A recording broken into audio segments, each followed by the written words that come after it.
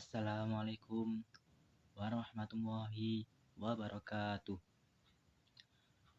Perkenalkan, nama saya Muhammad Sultan Kurnia Sarwani dari Fakultas Ilmu Tarbiyah dan Keguruan, jurusan Tadris Matematika, kelompok 27. Di sini saya akan menjelaskan tentang resume PPAK atau Pengenalan Budaya Akademik Kemahasiswaan tahun 2021 yang diadakan pada tanggal 31 Agustus sampai 1 September 2021. PPAK ini diikuti oleh mahasiswa baru dengan jumlah 3.794 orang dari angkatan 2021 dan angkatan 2020 yang belum lulus PPAK tahun lalu sebanyak 43 orang.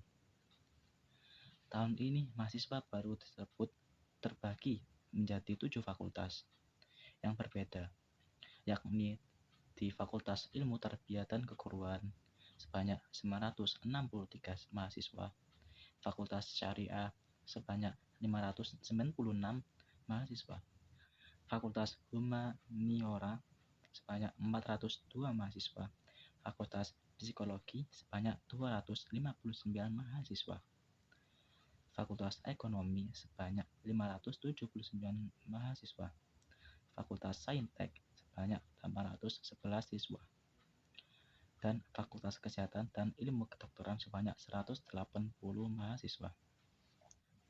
Materi yang pertama ialah materi tentang akademik yang dibawa oleh Wakil Rektor 1 UIN Maulana Malik Ibrahim Malang, Profesor Dr. Umi Sumbula MAG.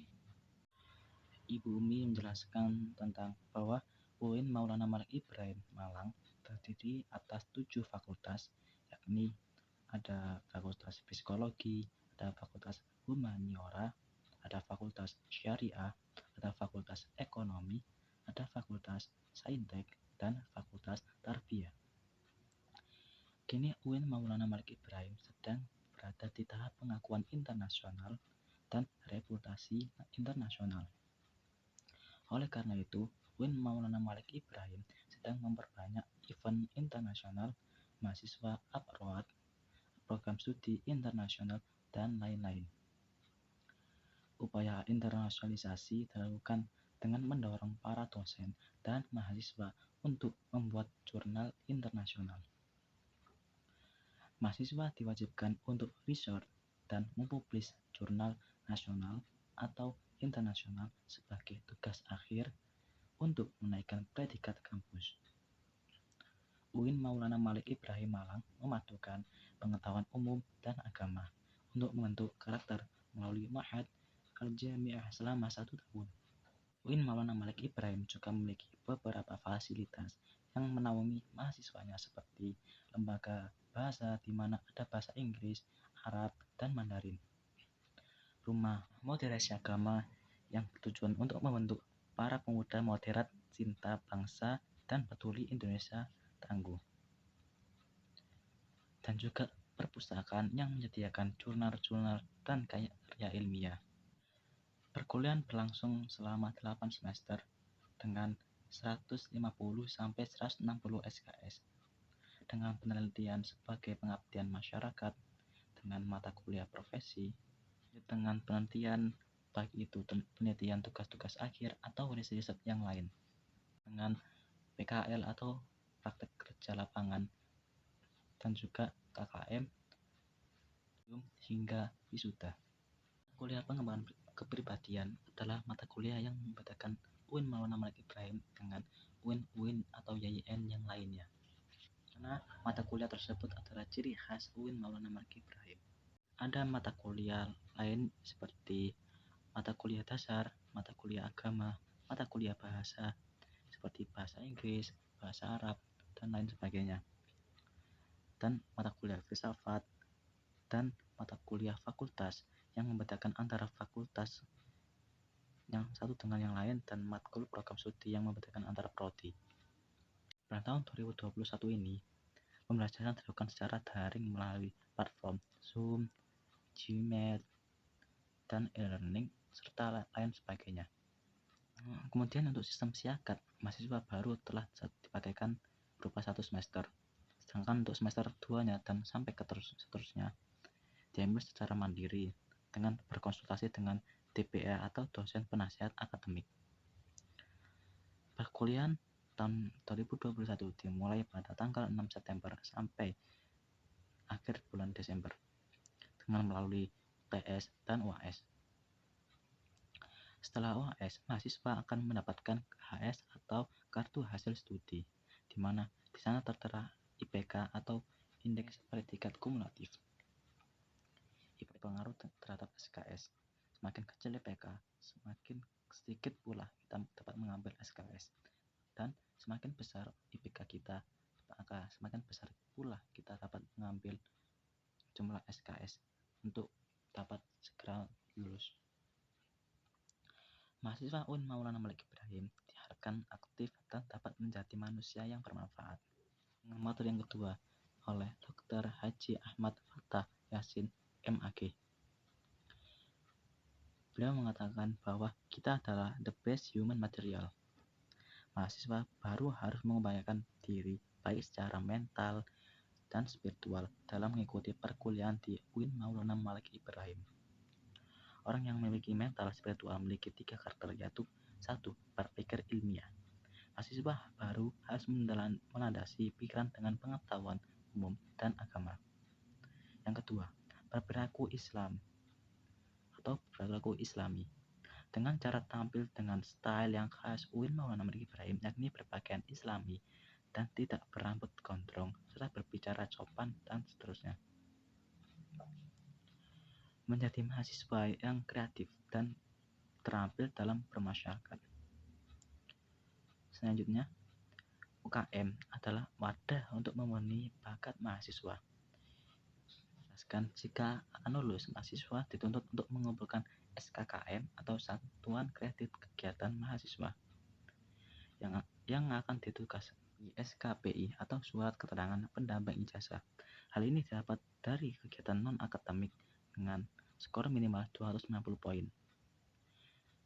Pesan beliau adalah janganlah menjadi mahasiswa yang sekedar kuliah lalu pulang, namun jadilah mahasiswa yang juga aktif dalam berorganisasi. Kampus juga menyediakan beasiswa berupa prestasi akademik maupun prestasi non-akademik.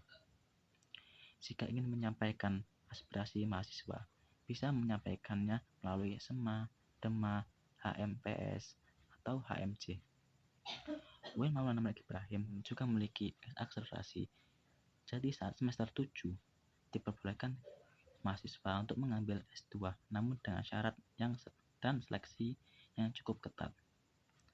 Lulusan UIN Maulana Malik Ibrahim tidak hanya sekadar menjadi ustadz atau ahli agama, tapi juga bisa menjadi ahli lainnya. Kita harus bangga menjadi mahasiswa UIN Maulana Malik Ibrahim, karena di universitas ini kita tidak hanya diajarkan ilmu pengetahuan, namun kita juga diajarkan ilmu agama. Kini Indonesia masih pandemi. Kini Kota Malang levelnya sudah turun dari level 4 jadi level 3. Jika vaksinasi terus atau harus digalakkan, maka hal ini akan segera membentuk herd immunity yang akan segera menyelesaikan masalah corona ini. Lanjut pada hari kedua.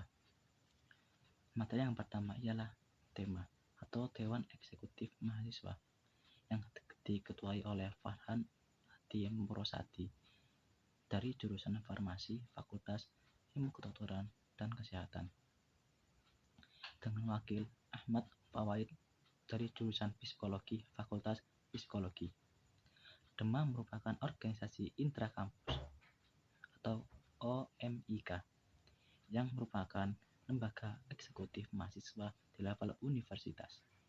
Fungsi DEMA antara lain sebagai pelaksana program organisasi kemahasiswaan, sebagai lembaga yang mengkoordinasikan dan menginstruksikan pelaksanaan kegiatan kemahasiswaan di tingkat universitas.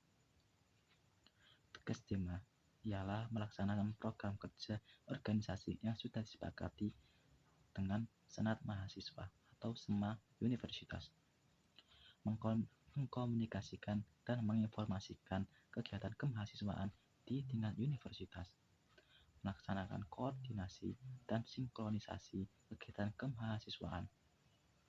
Lanjut dengan materi yang kedua, ialah SEMA atau Senat Mahasiswa, yang diketuai oleh Muhammad Ati Faroni. SEMA merupakan organisasi mahasiswa UIN Maulana Malik Ibrahim yang berperan sebagai lembaga legislatif yang mengkoordinasi DEMA, UKM, dan HMJ. Fungsi SEMA ialah advokasi, legislasi, pengawasan, dan penganggaran. Membantu mahasiswa dalam segala masalah untuk disampaikan kepada pihak terkait.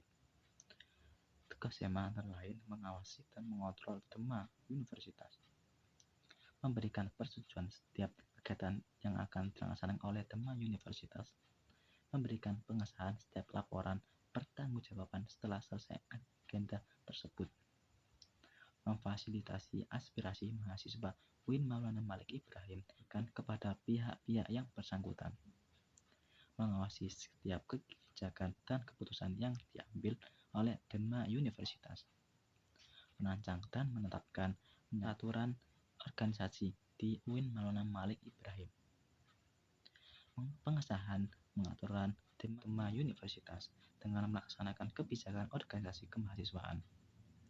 Pemenang SEMA membentuk undang-undang yang dibahas dengan presiden mahasiswa untuk mendapatkan persetujuan bersama, menampung dan mempertimbangkan segala aspirasi mahasiswa, memberikan mandat untuk melaksanakan pemilu, mengawasi pelaksanaan hasil sidang DEMA universitas, mengawasi pelaksanaan program kerja dan kebijakan DEMA universitas, turut andil dalam mengaji permasalahan yang timbul di dalam negara dan di tingkat universitas, menerima dan membahas usulan BO yang berkaitan dengan bidang tertentu dan mengikuti sertakan dalam pembahasan. Selanjutnya adalah Bapak Haji Muhammad Hasnuddin Wahid, Magister Hukum. Sampai saat ini masih tidak ada yang bisa menemukan obat untuk COVID-19. Kunci menanggulangi COVID-19 adalah vaksinasi agar mencapai herd immunity atau kekebalan skala besar. Kunci yang kedua adalah disiplin prokes. Orang-orang Indonesia kurang disiplin prokes. Jadi menurut beliau COVID-19 di Indonesia mungkin lebih lama untuk hilangnya. Bahwa tingkat pemahaman COVID-19 di Indonesia itu sangatlah rendah. Pakai masker saja susah, gimana mau sembuh. Pertumbuhan ekonomi karena COVID pun semuanya turun. Semua negara turun, tapi kita sudah mengalami kenaikan year of year. Untuk saat ini kita naik sekitar 7%. Karena efek PPKM membuat masyarakat malas untuk membeli, lalu terjadi inflasi tipis, dan juga banyak yang kehilangan pekerjaan akibat pandemi COVID-19. Tercatat lebih dari 50.000 buruh di PHK sejak awal 2021. Tingkat pengangguran akan lebih banyak di bulan Agustus 2021. COVID-19 ini terjadi pada beberapa sektor, yakni yang sektor pertama ialah sektor ekonomi. Melemahnya daya jual beli atau daya beli masyarakat di Indonesia. Kedua, hilangnya banyak pekerjaan. Untuk sektor yang selanjutnya adalah sektor pendidikan. Di sektor pendidikan ini banyak anak-anak atau siswa-siswa yang putus sekolah karena mereka tidak mampu atau tidak mencukupi dalam hal biaya kesekolahan. Yang kedua ialah kekerasan pada anak dan resiko eksternal. Mengapa ini terjadi? Karena menurut beliau bahwa orang tua mereka mungkin belum mampu untuk merawat anak-anak mereka atau mendidik anak mereka, karena kan mereka juga sibuk dalam hal bekerja dan lain-lain. Yang ketiga ialah penurunan capaian belajar mahasiswa dan siswa dan para anak-anak lainnya. Mengapa? Karena penurunan capaian belajar ini terjadi dikarenakan anak-anak hanya melakukan pembelajaran via daring. Pentingnya kolaborasi hexahelix serta kemajuan sekarang sudah pada industri 4.0 dan besok mungkin kita sudah berada pada industri 5.0, maka kita harus menguasai teknologi. Menurut beliau, 3 kekuatan pengubah dunia ialah kemajuan teknologi, agama, dan pasar. Peran dan peluang UIN atau PTKIN. Yang pertama ialah arus utama pengembangan teknologi digital. Yang kedua ialah link match dengan sektor industri. Serta yang ketiga menjadi kekuatan sosio-teknopreneur. Dan yang keempat ialah epicentrum ajaran agama inklusif. Generasi unggul ialah generasi yang memiliki keagungan moral dan spiritual, serta gandrung ilmu pengetahuan dan memiliki digital question. Dan terakhir memiliki kesalehan atau peduli sosial. Jika ingin nilai bagus atau menjadi orang yang hebat, jangan hanya hebat di kelas saja.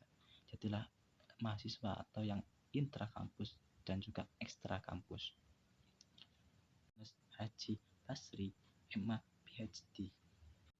Tema moderasi beragama masyarakat ialah social labeling seperti Islam liberal, yang viral ialah Islam moderat dan Islam Nusantara. Tidak ada yang namanya Islam Nusantara atau lain-lainnya. Yang ada sebenarnya hanyalah Islam. Tapi menurut sosiologi ada perbedaan karena beda pemahaman. Yang ada radikal, ekstrim, dan lain-lain. Itu moderasi dalam Islam. Definisi ialah wasatiyah, berarti jalan tengah atau middle path, posisi tengah atau berkeadilan.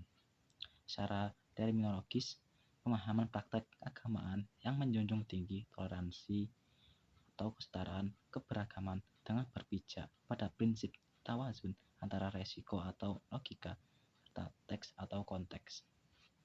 Berada di Al-Quran surat Al-Baqarah ayat 143 dan beberapa hadis dalam Sahih Bukhari. Kenapa moderasi penting di Indonesia? Alasan yang pertama ialah karakter Islam sebagai agama rahmatan lil alamin yang menjunjung tinggi keadaban Islam dan harmoni inter dan antar pemeluk agama.